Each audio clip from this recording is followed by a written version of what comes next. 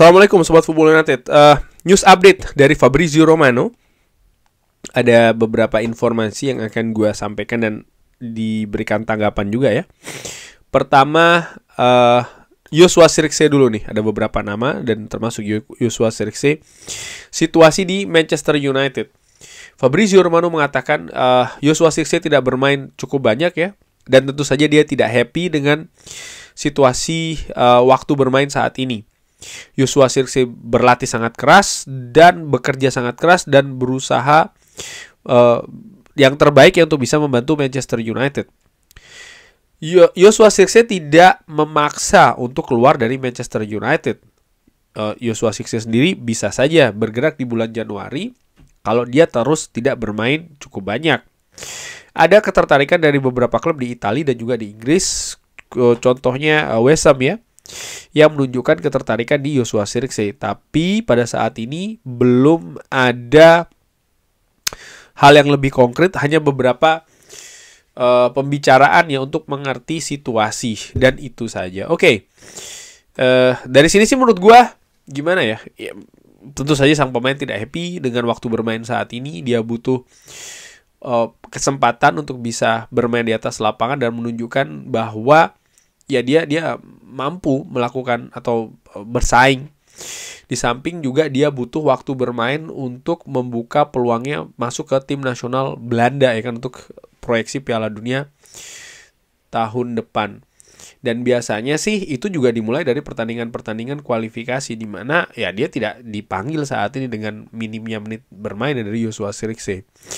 Cuman menurut gua, kalau sampai katakanlah dia tidak bermain cukup banyak menit bermainnya, lalu dia harus dilepas gitu ya di bulan Januari nanti, ini tentu saja bukan hal yang bagus bagi Ruben Amorim. Gue sudah pernah singgung di video sebelumnya bahwa idealnya ya kalau pemain dilepas ada pemain baru yang masuk lagi. Tapi itu juga tidak mudah gitu ya, melihat bahwa di situasi bulan Januari pemain masih banyak terikat dengan klub-klubnya masing-masing, dan mungkin salah satu solusinya adalah mempromosikan pemain akademi. Tapi ini kan juga ada resikonya, apakah sang pemain muda tersebut bisa langsung integrasi, ataukah pemain muda itu justru ya masih ada waktu kesulitan untuk adaptasi. Dan ini harus diperhatikan sih menurut gua. Musim lalu misalnya dengan apa yang terjadi dengan Chido Obi, ini kan juga memberikan pelajaran bahwa pemain muda yang digembar-gemborkan bahwa dia ini talenta luar biasa dan segala macam, bahkan dianggap bisa menjadi solusi. Ada beberapa pendapat, gue inget banget ketika stok pemain lini depan Manchester United tidak bagus ya, terutama dari sisi performa.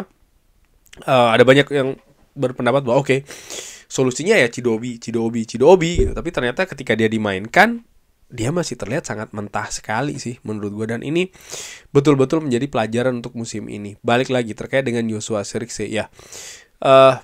Kalau gue secara ringan amatiran, mungkin ada periode-periode di mana dia harusnya bisa mulai diberikan kesempatan bermain dari menit yang sedikit. Kalau memang bisa diperbanyak dan seterusnya. Situasi dengan Benjamin Sesko, di mana menurut gue ya Benjamin Sesko ini masih dalam periode adaptasi, dia membutuhkan menit bermain juga. Tapi ya secara fair juga ketika dia dirotasi, ini juga bukan sesuatu yang jelek sih. Walaupun Manchester United hanya bertanding sepekan sekali ya kan, karena tidak bermain di kompetisi Eropa dan juga sudah tersingkir di kompetisi Carabao.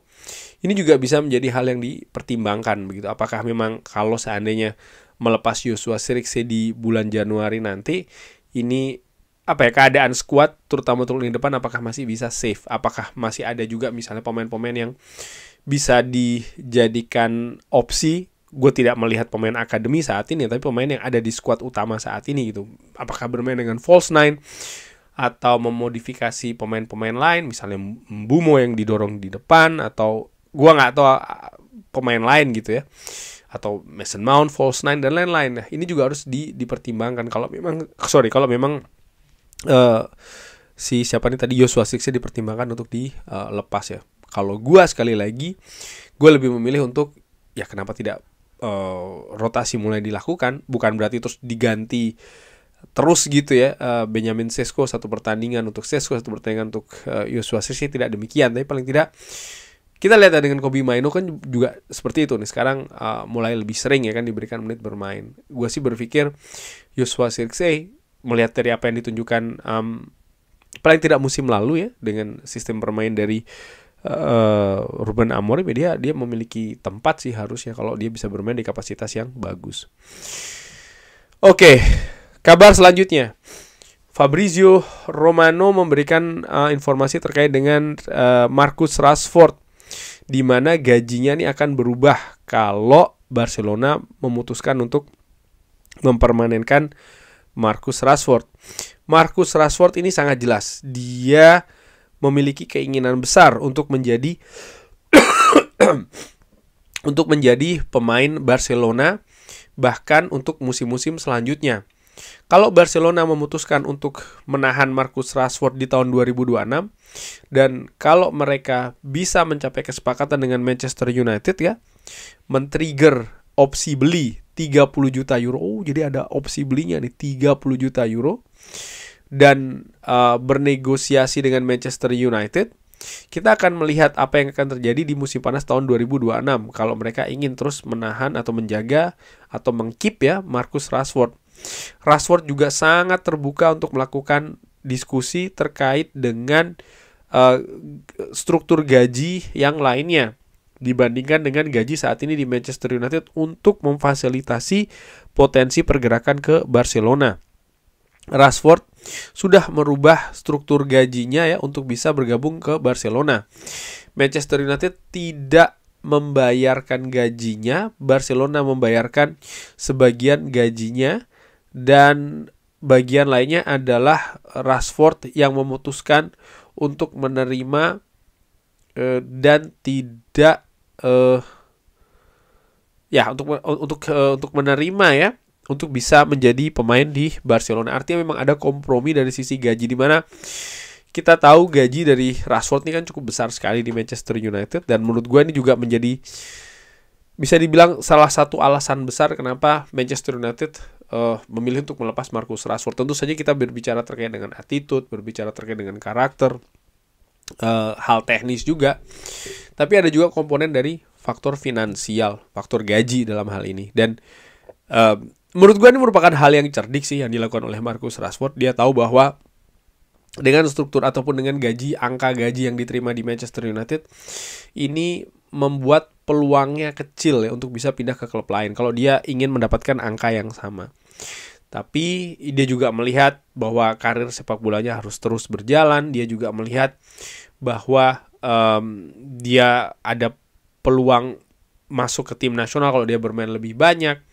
Dia pun juga melihat sebenarnya apa yang diinginkan untuk karirnya ke depan. Dan kalau gue lihat juga ya, bagaimana bermain di klub yang lebih stabil, lebih solid, ini merupakan hal yang positif untuk Marcus Rashford. Dalam hal ini ketika dia bermain di Barcelona misalnya ya, ini banyak faktor positif. Di samping gue nilai jelas Barcelona jauh lebih stabil saat ini dibanding dengan Manchester United. Lalu bagaimana Rashford kalau dia ingin memulai sesuatu yang fresh di karir sepak bolanya, memang idealnya dia pergi dari Inggris. Bulan atau periode sebelumnya dia kan pindah dari Manchester United tapi tetap di Inggris ya kan, di Aston Villa. Ini bukan sesuatu yang menurut gue ideal sih. Kalau dia memang merasa sudah jenuh dengan Manchester United, dia bahkan di wawancara sebelumnya dia mengatakan bahwa dia berada pada lingkungan yang tidak konsisten ya kan. Nampak memang ada dari sisi karakter, dari sisi mental ada hal yang sangat mengganggu bagi Marcus Rashford di periodenya saat ini begitu. Di periode sebelumnya.